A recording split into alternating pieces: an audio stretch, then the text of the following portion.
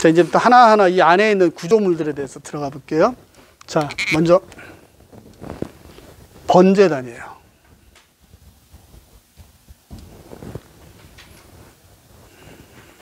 자, 번제단은 왜 번제단일까요?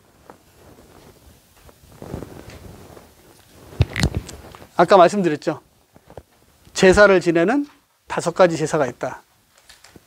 제사는 5가지가 있는데 그 중에 번제라는 것은 모든 것을 태워드리는, 화목제도 태워드려요, 속죄제도 태워드려요, 속건제도 태워드려요, 소제를 제외한 모든 제물을 태워드려요. 아니, 소제도 가루를 태워서 태워드려요. 다 태워드려요. 근데 속죄제도, 속건제도, 화목제도 모든 것을 태우지 않습니다.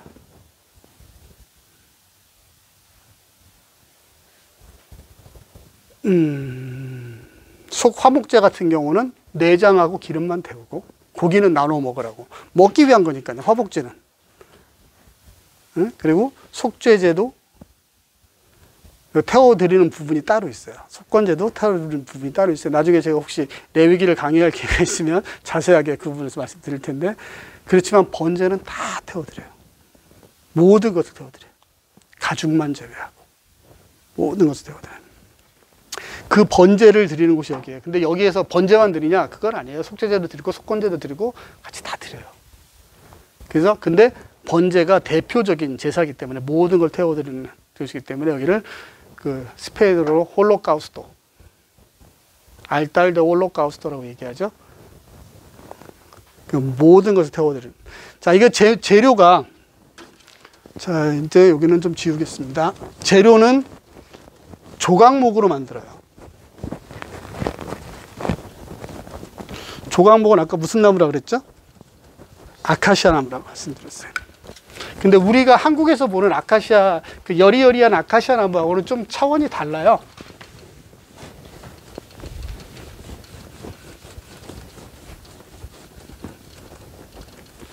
여리여리한 그런 아카시아 나무하고 좀 차원이 다르고요. 혹시 인터넷에 한번 뒤져가셔서 조각목 나무를 한번 찾아보시면, 네, 아름드리 나무입니다. 아름드리 나무예요. 그 사막지대에서 이스라엘이 살던 곳이 광야잖아요. 물이 없는 곳이에요. 그 사막에서 살아남는 나무 중에 하나예요. 근데 거기는 가시들이 많이 박혀 있어요. 가시들이 많이 박혀 있는데 그 가시들이 우리 그 뭐 한 15cm 대못 있죠. 건물 지을 때, 기둥 세울 때 박는 말, 이렇게 기른 대못. 가시가 그래요. 그래서 지나가다가 우리 한국에 있는 아카시아 가시처럼 이렇게 뭐 1cm짜리 이런 가시가 아니라 지나가다가 실수로 잘못 밟으면 군화를 신고 밟아도 뚫고 들어오는 정도로 이렇게 아주 강한 가시가 있어요. 생명력이 어마어마하죠. 생명력이 어마어마해요. 자, 그렇게 생명력이 어마어마한 나무를 보면 우리가 어떤 생각이 들어요? 하나님 안에서 우리가 아름답고 편하게 살 수 있는데 하나님을 떠난 그 광야에서 나 혼자 힘으로 살아보겠다고 바둥바둥 치면서 그런 가시를 무기 삼아 융합하고 함께하지 못하고 사랑하지 못하고 상대를 찔러가면서 살아남기 위한, 나 혼자 살아남기 위한, 그리고 그 광야에 없는 수분을 내가 혼자 빨아먹기 위해서 그냥 뿌리를 사방팔방으로 뻗치면서 그 습기를 빨아먹기 위해서 살고 있는 인간의 모습이에요. 그게 조각목이에요. 이 번제단을 만드는 재료가 바로 그 조각목이에요. 근데 그 조각목을 하나님 어떻게 쓰시는지 보죠. 조각목은 이제 가시나무, 아카시아 나무라고 하는데 자, 창세기 3장 18절에 보면 한번 같이 보죠. 창세기 3장 18절. 자, 이제 여기가 하나님이 아담과 하와를 에덴 동산에서 쫓아내시는 장면입니다. 3장 17절부터 볼게요. 아담에게 이르시되 내가 내 아내의 말을 듣고 내가 너더러 먹지 말라 한 나무 실과를 먹었은즉 땅은 너로 인하여 저주를 받고 너는 종신토록 수고하여야 그 소산을 먹으리라. 땅이 내게 가시덤불과 엉겅퀴를 낼 것이라 너의 먹을 것은 밭의 채소인즉 내가 얼굴에 땀을 흘려야 식물을 먹고 필경은 흙으로 돌아가리니 그 속에서 내가 취함을 입었음이라 너는 흙이니 흙으로 돌아갈 것이니라 하시니라. 자, 사람이 죽어라. 하나님께 버림받은 아담이 땅에 나가서 에덴의 동쪽으로 쫓겨나서 죽어라 농사짓고 땅을 파도 결국에 아담에게 돌아올 것은 무엇이냐? 18절에 나오죠. 가시덤불과 엉겅퀴를 낼 것이다. 이게 그 인간의 소산물이에요. 하나님 없이 사는 인간의 소산물. 범죄한 인간이 에덴의 동쪽으로 에덴에서 쫓겨나서 나의 힘으로 발버둥 치고 살아서 얻어낼 수 있는 소산물인 거예요, 이게. 그런 소산물. 그리고 그것이 바로 우리 스스로의 인간의 모습을 보여주는 그 조각목이 바로 이 번제단의 재료가 되는 겁니다. 근데 이건 어떻게 만들어지냐면요. 한번 볼게요. 다시 아까 봤던 27장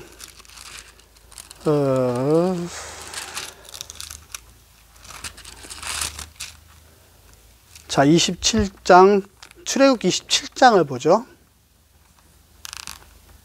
27장 27장 1절부터 볼게요. 27장 1절부터. 그럼 이제 거기가 이제 단을 만드는 얘기가 나와요.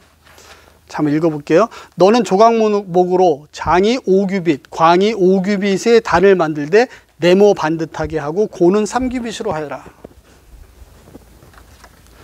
자, 만드는데요. 자, 5규빗으로 일정하게 하고 이 높이는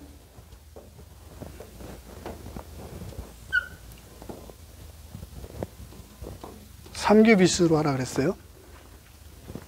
그렇죠? 5규빗이면 얼마죠? 2m 25cm. 이렇게 하고보다 조금 더 크겠네요. 사람이 이렇게 했을 때보다. 그리고 높이는 3규빗. 한 요 정도 높이 되겠네요. 1m 한 20cm 정도 되니까. 저 밑으로 하고. 그 네 모퉁이 위에 뿔을 만들되 그 뿔이 그것에 연하게 하고 그 단을 놋으로 쌀지며. 자, 여기다 네 군데다가 이렇게 뿔을 만들으라고 했어요. 안테나처럼 뿔을 만들고 조각목으로 이렇게 만들어서 이 전체를 놋으로 싸라 그랬어요. 놋으로. 자, 놋 도금을 하는 거죠. 완전히 뒤집어 싸라 그랬어요. 놋으로. 단을 위하여 놋으로 그물을 만들고 그 네 모퉁이에 놋고리 넷을 만들고. 자, 이제 나무 같은 거 탈 때 빠 떨어지지 말고 여기다 올려놓으라고 이제 그물을 만드는 거예요. 석쇠를 만드는 거예요. 먼저 무슨 말인지 이해하시죠? 석쇠를 만드는 거예요. 이렇게 석쇠를 만드는데 석쇠를 만들고 여기다가 이렇게 고리를 4개를 만들어서 이 석쇠를 끼우는 거예요. 석쇠를 이렇게 고리를 이렇게 만들어 가지고 떨어지지 않게 석쇠를 그 위에 올리는 거예요. 이 단에다가 고리를 이렇게 4개를 만들어서 거기다가 끼우고 위에다 석쇠를 올려 가지고 석쇠가 빠지지 않게 이렇게 하는 거예요. 그 그물은 단 사면 가장자리 아래 곧 단의 전반에, 이게 높이가 되면 여기 절반쯤에 있어야 되는 거예요. 이렇게 단 높이, 전체의 높이의 절반 정도의 그게 이 그물이 쳐지도록 고리를 만들어서 절반 정도 위치해 놓고 그 단을 위하여 채를 만들되 조각목으로 만들고 놋으로 쌀지. 단 양평고리 그 채를 꿰어 단을 매게 할지며, 그리고 여기다가는 또 이렇게 이제 바깥쪽으로 이렇게 고리를 만들어서 이 메고 갈 수 있도록 긴 채를 꽂아서 이 단을 메고 갈 수 있도록 하라는 얘기죠. 자, 이렇게 해서 안에를 텅 비게 만들어서 산에서 내가 너에게 보여준 것처럼 만들어라. 하나님이 모세에게 보여주신 거 이런 형태라는 것을. 자, 이렇게 만들어졌어요. 근데 이 아래가 나무잖아요. 조각목이고, 놋은 또 놋이 구리잖아요. 구리 종류. 불에 약해요. 근데 조각목 위에다 놋을 싸서 거기다가 소나 양을 통으로 태우려면 장작을 엄청나게 놓고 태울 거 아니에요. 그럼 화력이, 온도가 어마어마할 거예요. 물이 끓는 100도, 150도 뭐 이 정도가 아니라 700도, 800도 이렇게 온도가 올라갈 텐데 이 놋이 안 녹고 버틸까요? 그래서 일부 사람들이 이거에 대한 퀘션 마크를 던졌대요. 그러니까 재밌는 사람들이 영국의 한 소방서에서 실험을 해봤대요. 영국의 소방관들이 조각목을 갖다가 그 위에다가 놋으로 씌워가지고 실제로 엄청나게 뜨거운 불에다 집어넣었대요. 변형이 없더랍니다. 하나도 녹지도 않고 타지도 않더래요. 과학적으로 입증된 이야기입니다.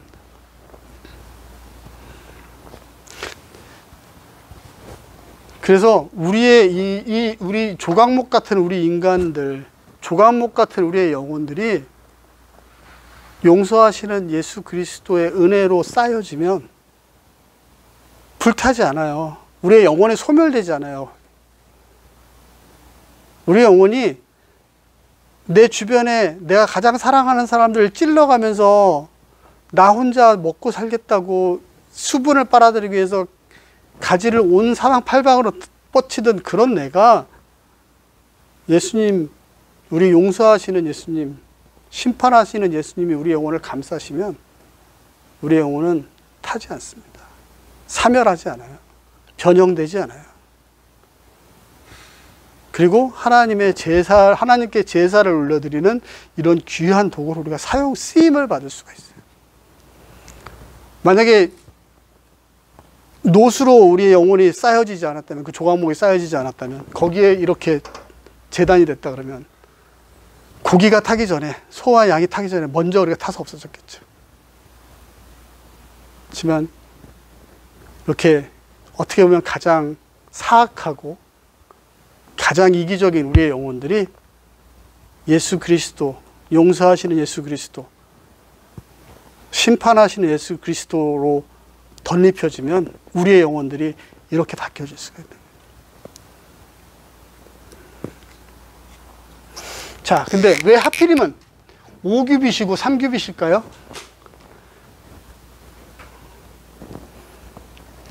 5규빗과 3규빗. 5규빗이면요 2m 25cm거든요. 그러면 예를 들어서 송아지 한 마리를 올렸을 때 꽉 차요. 여유가 좀 별로 없어요. 그죠? 근데 왜 하나님은 좀 넉넉하게 7규빗, 8규빗, 뭐 10규빗 정도 하셨어도 좋았을 텐데. 그리고 번제단에는 항상 제사를 지내러 오는 사람들 있잖아요. 그래서 제물 위에 또 제물을 올리고 태우고 또 올리고 태우고 그럴 수밖에 없어요. 하루에 한 사람만 제사를 지낼 수는 없잖아요. 그 저 제물이 타는 데까지 열 몇 시간이 걸리는데 그거 다 탈 때까지 기다렸다 할 수도 없잖아요. 그러니까 제물 위에 또 올리고 이쪽 옆에다 또 올려. 그러니까 이왕을 하면 크게 만들면 좋지. 근데 왜 하나님 굳이 왜 5규빗만 하셨을까요? 그리고 왜 굳이 3규빗을 높이로 하셨을까요? 이게 재가 잘 안 빠지고 그 바람이 잘 안 통하니까 저기 성막 사진 같은 데 보면은요 이렇게 자동차 하체 수리하기 위해서 이렇게 옛날에 이렇게 턱 이렇게 올라가서 했잖아요. 그런 턱을 만들어 그 턱 위에다 올려놓는 거 사진 보셨죠? 번제단을 턱 위에다 올려놨어요. 왜냐하면 바람이 좀 잘 통해서 잘 타게 하고 그 나중에 재 같은 거 치우기 편하게 하기 위해서 이렇게 올려서 쌓아놨어요. 이것도 3규빗이 아니라 좀 더 높게 하셨으면 좋았을 텐데 왜 굳이 그렇게 하셨을까? 그러면 의미가 있겠죠. 이 5라는 숫자와 이 3이라는 숫자에 의미가 있겠죠. 자, 먼저 5라는 숫자를 한번 볼게요. 5라는 숫자가 우리 인간이 가지고 있어요. 이 5. 자, 손가락이 5개죠. 발가락이 5개예요. 그리고 우리가 외부의 어떤 것을 느끼는 감각을 뭐라 그러죠? 오감이라 그래요. 눈, 보고, 냄새 맡고, 듣고, 말하고, 맛보고, 피부로 느끼고.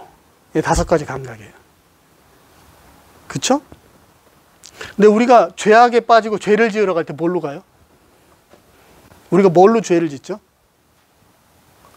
죄 짓는 자리에 우리의 5발가락이 우리를 인도해 갑니다. 우리의 5손가락이 어떤 행위의 죄를 짓게 만들어요. 우리의 5가지 감각이 우리를 죄에 빠지게 하고 죄를 짓게 만들어요. 우리의 입술이 죄를 짓게 하고, 우리의 눈이 죄를 짓게 하고, 우리의 귀가 죄를 짓게 하고, 우리의 감각이 죄를 짓게 해요. 그 5가지 죄의 원인들이 여기서 타는 거예요. 없어지는 거예요. 하나님 앞에 태워지는 거예요. 우리의 5손가락의 죄성이 타서 없어지는 거고, 우리의 5발가락의 죄성이 타서 없어지는 거고, 우리의 5가지 감각의 죄성이 타서 없어지는 거예요. 자, 이게 우리가 가지고 있는, 조각목인 우리가 가지고 있는 죄의 5가지, 죄의 숫자 5에 대한 의미예요. 자, 그 다음에 또 5가지, 수가성의 여인 기억하시죠? 자, 수가성의 여인에게 그 남편이 몇 번째 남편이었죠? 너에게 5 남편이 있었으나 다 아니었고 지금 있는 남편도 너의 남편이 아니다 라고 얘기하셨어요. 5번이나 남자가 바뀐 사람이에요. 여자예요. 이 5의 숫자, 이 5의 숫자가 의미하는 것은 만족하지 못하는 인생이에요. 이 여자가 남자를 5명이나 바꾸면서까지 자기의 만족을 찾고 살아남기 위한 어떤 발버둥을 치고, 우리가 조각목으로서 살아남기 위해서 발버둥 치는 것과 마찬가지로 그렇게 하지만 얻은 것도 없고 만족하지도 못하고.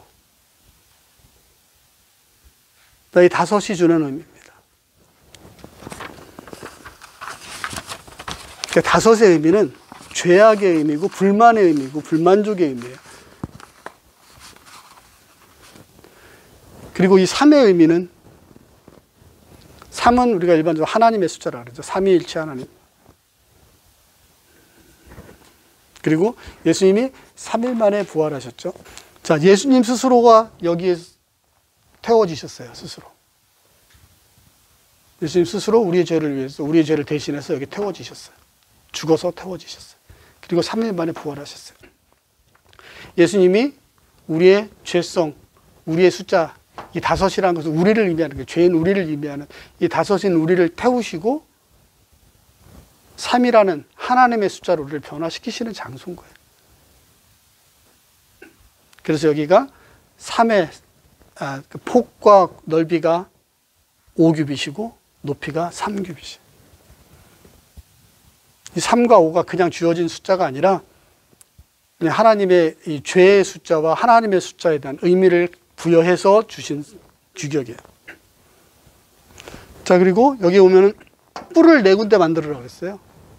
안테나. 이 뿔이 뭔가 의미가 되시나 모르겠네요. 인터넷으로 한번 이 번제라는 사진을 찾아보시면 이렇게 뿔이 이렇게 나 있어요. 내부택이. 이 뿔은 뭐냐면 이 번제단에서 태워지는 우리의 속죄, 우리를 용서하시는 하나님의 권세를 의미하는 거예요. 뿔이. 그러니까 이 번제단에서 이루어지는 용서와 우리의 헌신에 대한 그걸 받으시는 하나님의 권세가 사방을 향하고 있는 거예요. 온 세상을 커버한다는 거예요.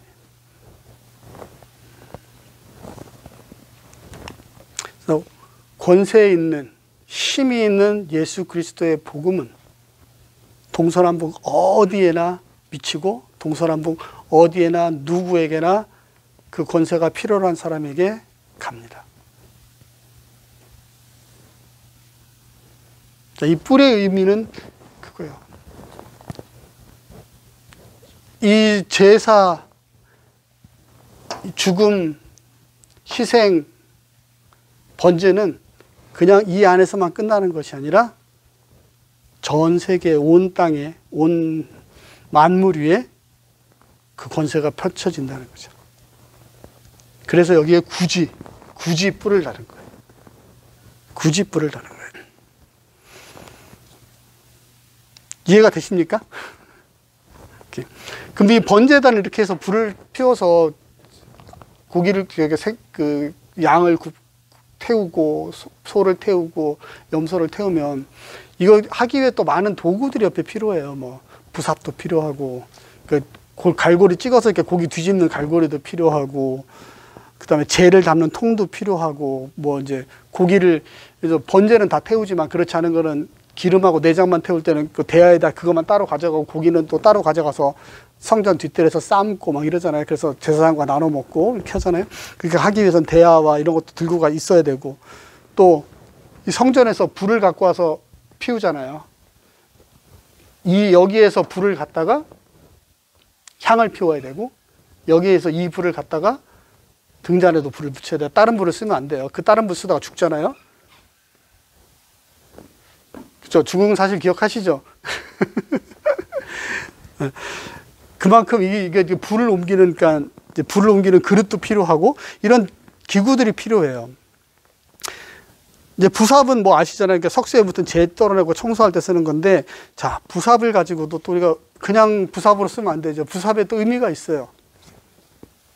부삽을 가지고 예수님께서 부삽이 스스로 되셔서 우리의 죄, 병, 더러운 것들, 악한 것, 또 우리 악한 것들 긁어내시는 거예요. 우리가 조각 먹이고 예수 그리스도의 은혜로 놋 대신 예수 그리스도가 우리를 완전히 영혼을 덮어주셔서 우리가 이렇게 영혼이 죽지 않지만 그 앞에 고기를 태우고 막 일상생활을 살면서 우리에게 약한 점도 있고 또 원치 않는 죄도 짓고 세상에 병도 걸리고 그렇죠. 그런 우리 약한 모습들이 있어요. 그거를 예수 그리스도께서 부삽이 되셔서 우리 긁어내서 깨끗하게 긁어주시는 거예요. 근데 부삽이 남의 이거를 깨끗하게 치우다 보면 본인은 어떻게 돼요? 본인은 더러워질 수밖에 없어요. 죄가 없는 예수 그리스도께서 오셔서 나의 더러운 곳을 깨끗하게 해주시기 위해서 본인이 모든 세상의 짐을 다 지실 거예요. 세상의 모든 죄악을 다 본인이 감당하셨어요. 이 부삽 하나에도 이 예수 그리스도를 우리는 볼 수 있는 거예요. 그 안에서. 자, 그런 예수 그리스도의 은혜를 받은 우리는 어떻게 하겠어요? 내가 좀 더러워지고 힘들어지고 고통스러워지더라도 그런 은혜가 필요한 누군가에게 예수 그리스도의 이름으로 우리 몸을 던질 수 있어야겠죠. 그게 제자로서의 삶이죠. 그 다음에 재를 담는 통. 그 다음에 재를 이제 다 태우고 나면 재를 쓸어 담아서 갖다 버려야 되잖아요. 저는 나가서 북쪽, 뒤쪽에 가서 재를 버리게끔 되어 있어요. 그 재를 버리러 가야 되면 그 통을 담잖아요. 그러니까 우리가 다 태워지고 나서 우리에게 남은 찌꺼기, 더러운 모든 것들을 예수님은 자기가 다 담으신 거예요. 다 담고 우리를 깨끗하게 해주시기 위해서 그 스스로 그 재 담는 통이 되셔서 다 담아주셨어. 다 담고 우리를 깨끗하게 해주신 거예요. 그럼 우리도 그걸 배워야죠. 우리 이웃들, 주변의 사람들에게 어렵고 힘든 일들이 있을 때 내가 그 어렵고 힘든 부분들을 감당해주고 갖고 나가서 버려줄 수 있는 그런 죄를 담는 통의 모습들이 좀 되어질 필요가 있다는 얘기죠. 예수님 우리에게 그걸 원하시죠. 그게 내 이웃을 내 몸같이 사랑하라는 얘기죠. 그 다음에 대야, 갈고리, 재물, 이렇게 물건, 번제물들을 잘 타라고 이렇게 찍어서 뒤집기도 하고, 그쵸? 그 다음에 이제 좀 내장 같은 거 저쪽에서 씻었을 때 들고 갖다 번제단에 올리는 그런 대야 같은 것들. 자, 우리가 또 그런 대야가 되신 예수님. 갈고리가 되신 예수님, 우리의 부족한 부분들을 뒤집어서 보이게 하시고 태워버리시고 우리 스스로는 할 수 없는 것들을 우리에게 기회를 주시고 때에 따라서는 그게 세상 사람들이 보는 복의 모습으로 올 수도 있고 세상 사람들이 보는 불행의 모습으로 올 수도 있고 그러니까 우리는 그걸 연단이라고 이야기하죠. 그래서 우리가 온전히 하나님 앞에 그 제 번제단에서 우리 스스로 온전히 태워질 수 있도록 하나님 우리를 뒤집으시죠. 이렇게 뒤집어서 놓고 저렇게 뒤집어서 놓고, 또 우리가 태워져야 될 부분들을, 우리가 헌신되어져야 될 부분들을 예수님께서 담아서 번제단에 또 옮겨주시죠. 예수님이 우리의 삶을 인도하시는 거예요. 온전히 하나님 앞에 헌신되어지는 삶이 될 수 있고, 하나님 앞에 정말 보시기에 아름다운, 하나님이 정말 아름다운 향기다라고 이야기하실 수 있도록, 감탄할 수 있도록 우리가 바쳐지는, 드려지는 그 일들을 감당하게 해주시는 거죠. 근데 우리가 그런 헌신을 감당하고 우리의 몸이 이쪽이 타다가 이쪽이 들타면 뒤집어지고 할 때, 그걸 우리가 감당할 수 있는 방법은 뭐예요? 그걸 우리가 고통이다, 환난이다라고 생각하지 않고 단련이다 하고 생각하고 감사함으로 받을 수 있는 것. 우리가 성령이 충만해야지만 가능할 수 있는 거예요. 그리고 성령 충만함을 입을 수 있는 거죠. 그래야지만 그게 가능한 거죠. 그래서 예수님께서 돌아가시고 십자가에 죽으시고 승천하신 후에 우리에게 성령을 보내셨잖아요. 그 성령의 도우심과 인도하심과 함께 하심을 통해서 우리가 당하는 그런 일들이 고난이고 고통이고 저주가 아니고 단련이 되어지는 거죠. 훈련의 과정이 되어지고. 왜? 온전한 번제로 하나님께 드려지기 위해서. 그리고 그것을 우리가 기쁨으로 감당하기 위해서. 그것을 우리가 기쁨으로 감당할 수 있게 해주시는 것이 바로 성령님의 은혜죠. 근데 불을 옮기는 그릇도 필요하다 그랬죠. 불을 옮기는 그릇. 자, 불이 뭐예요? 불이 의미하는 것은 성령이죠. 그래서 하나님도 이 제단불을 아무거나 함부로 사용하지 말라 그랬고, 제단불 쓰는 것이 따로 있어요. 이 불만 사용해야 돼요. 하나님이 처음에 불을 붙여주셨을 때 제단에 그 불을 가지고 절대 꺼트리면 안 되고, 그걸로 등잔에 불을 켜야 되고, 안에 그 분향단의 향을 그걸로 태워야 되고, 꼭 그렇게 해야 돼요. 근데 그 불을 옮기는 그릇, 그 불은 성령이죠. 그러니까 우리가 그 성령의 불 안에서 유지할 수 있도록 또 우리를 도우시고 스스로 그 불을 담는 그릇이 되어주신 분이 누구냐? 예수 그리스도인 거예요. 우리도 어쩌면 예수님 우리에게 남기신 부탁이 우리가 그 불을 나누는 그릇이 되어서 성령의 불을 전파하고 성령이 필요한 사람들에게 정말 하나님의 불꽃을, 하나님의 마음을, 성령님을 전할 수 있는 그런 불을 옮기는 그릇들이 되어지기를 하나님 우리를 사용하시고 원하시고 계시지 않나 생각해 볼 필요가 있을 것 같아요. 자, 성막들 안에 들어오면요, 성막들을 무엇을 통해 들어가요? 예수 그리스도 구원의 문, 성막문 휘장을 통해서 들어갑니다. 들어가면 제일 먼저 눈앞에 번제단이 보여요. 문을 열고 들어가면 눈앞에 번제단이 보여요. 그 번제단을 보면서 나를 위해서, 나 때문에 돌아가신 예수 그리스도의 희생을 우리가 기억을 해야겠죠. 그 희생을 기억하고 내가 구원받았다는 확신을 우리가 거기서 얻죠. 구원의 확신을 얻게 되고, 구원의 확신을 얻는다는 건 결국 그 번제단에서 자기의 몸을 완전히 태워서 나를 위해서 대신 죽어주신 예수 그리스도를 통해서, 그리고 우리가 그 예수 그리스도에게 오른손을 얹어서 나의 죄를 전가함을 통해서 용서함을 얻었죠. 그리고 예수 그리스도의 깨끗함을 내가 전가받아서 의롭다함을 받았어요. 그 죄를 용서받고 이제 하나님의 자녀가 된 거죠. 하나님의 자녀가 됐다는 것은 우리가 그 울타리 안에서 예수 그리스도를 통해서 구별되고, 예수 그리스도를 통해서 보호되고, 예수 그리스도를 통해서 공급받고 하나님의 소유된 자로서의 구별함을 얻게 되는 거죠. 그렇게 해서 우리에게 영생을 얻게 하신 그 예수 그리스도의 십자가를 날마다 보고 날마다 기억하는 삶, 이것이 우리가 이 성전 뜰 안에서 갖춰야 할 우리의 삶입니다.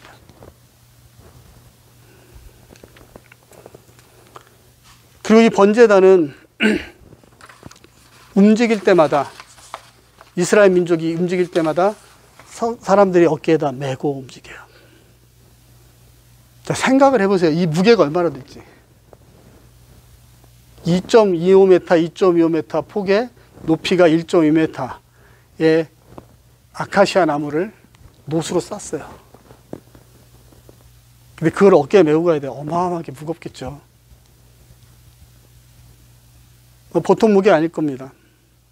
근데 왜 그걸 꼭 어깨에 메고 가야 할까요? 그만큼 자신을 태워서 우리를 용서하신 예수 그리스도의 은혜가 감사한 거죠. 또 우리가 용서를 받을 수 있는 용서의 현장이 그만큼 감사한 거죠. 소중하죠. 메고 가는 거예요. 그래서 수레에다 메고 갈 수 없어요. 수레에다 싣고 가면 안 돼요. 그죠? 그거 우리 다 알고 있는 얘기죠. 우사의 사건들. 수레 싣고 가다가, 물론 그게 번제단은 아니었어요. 그거는 언약궤였어요. 수레가 움직이니까 우사 입장에서는 이거 넘어질까봐 그냥 이렇게 된 거잖아요. 쓰러질까봐. 근데 그게 하나님 앞에 불경하였기에 죽었다 그랬어요. 그 하나님 앞에 불경했다는 거예요. 불경했다고. 아니, 과연 언약궤가 넘어지려고 혹시 그 수레에서 떨어질까봐 잡은 게 하나님 앞에 불경했다는 거예요. 그만큼 이 하나님이 주신, 우리에게 주신 생명의 기회, 용서의 기회, 또 예수 그리스도를 통한 영생의 기회, 구원, 대속, 그것들은 우리가 수레에다 싣고 편하게 가면서 누리거나 즐길 수 있는 그런 것이 아니라는 얘기죠. 이것은 우리가 무겁고 힘들고 어렵지만 어깨에 메고 한 걸음 한 걸음 갈 때마다 그 감사함을 스스로 느껴야 되는 일이에요.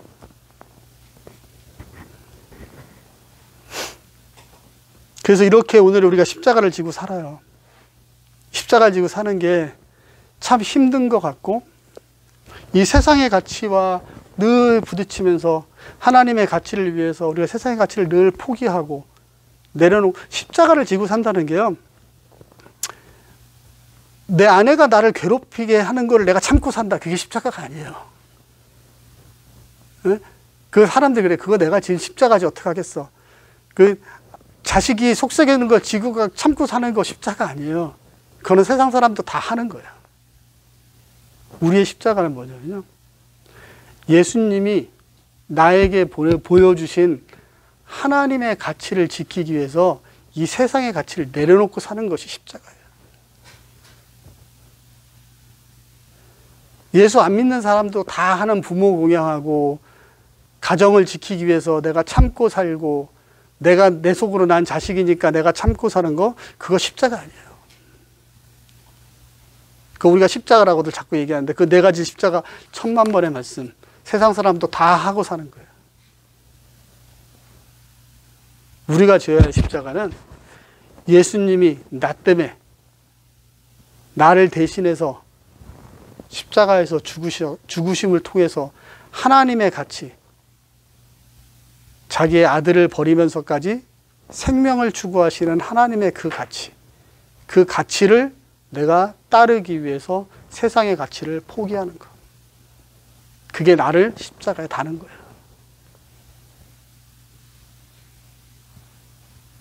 우리가 세상의 가치를 포기하지 않는 한 우리는 하나님 앞에 갈 수가 없어요.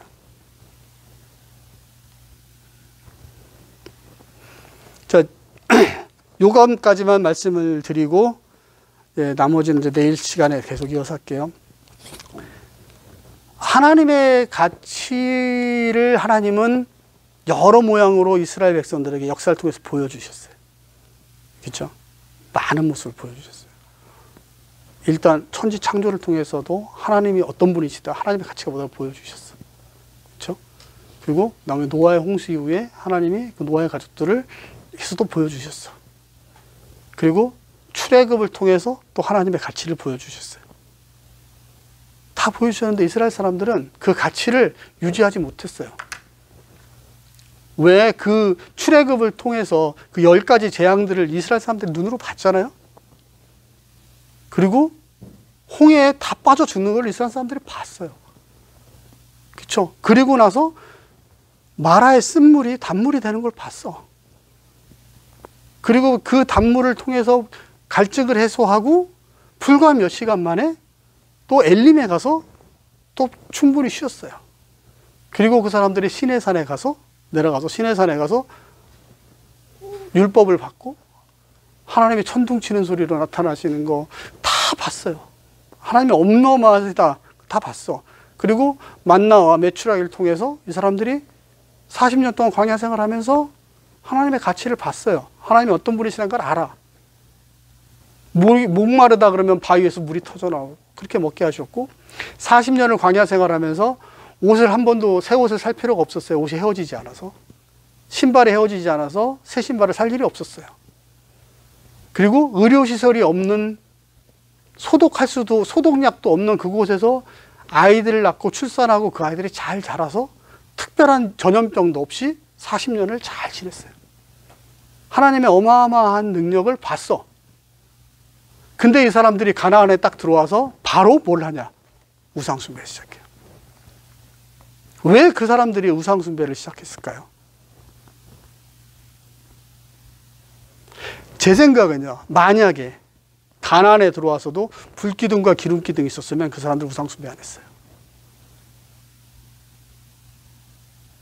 가나안 사람들을 보니까 하나님을 안 믿는데 땅도 기름져.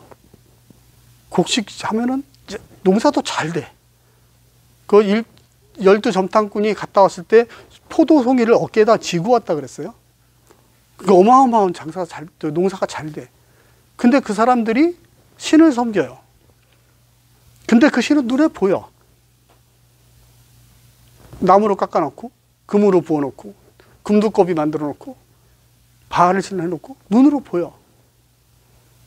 눈으로 보이고 그 신을 섬기는 이유가 뭐냐면 풍성함을 위해서 섬겨요. 근데 하나님은 어떻게 얘기하셨어요? 나를 위해 형상을 만들지 말라. 그리고 나를 섬기면 내가 너희를 풍성하게 해주겠다는 약속을 한 번도 안 하셨어요.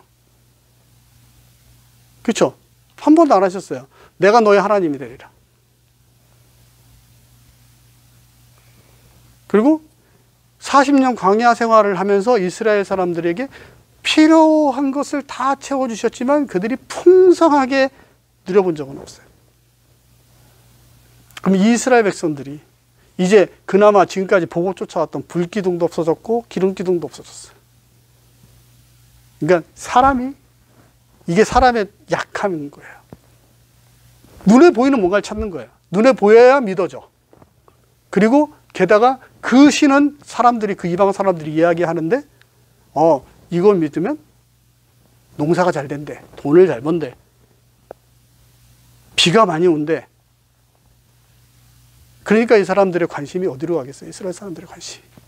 눈에 보이지 않고 풍성함을 약속하지 않으시고 그냥 나를 따르면 너의 필요한 걸 내가 다 채워주고 너희를 장자 족속을 삼아서 온 땅에 내 영광을 드리겠다 하는 하나님과 이걸 믿으면 이 땅에서 내가 지금 당장 금년에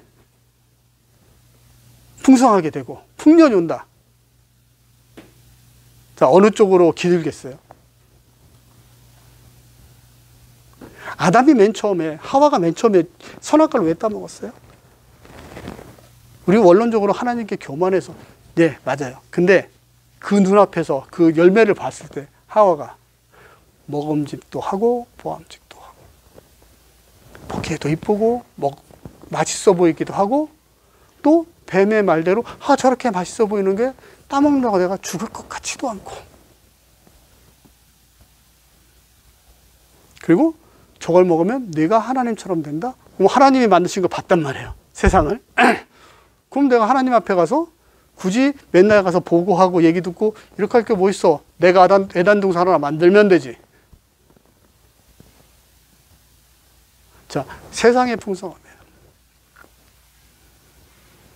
사탄이 인간을 공격해서 또 우리가 우상에 빠지게 되고 하나님을 떠나게 되는 것은 세상의 풍요함에 유혹에 걸리는 거예요. 세상의 풍요에 대한 유혹에서 떠나지 못하기 때문입니다.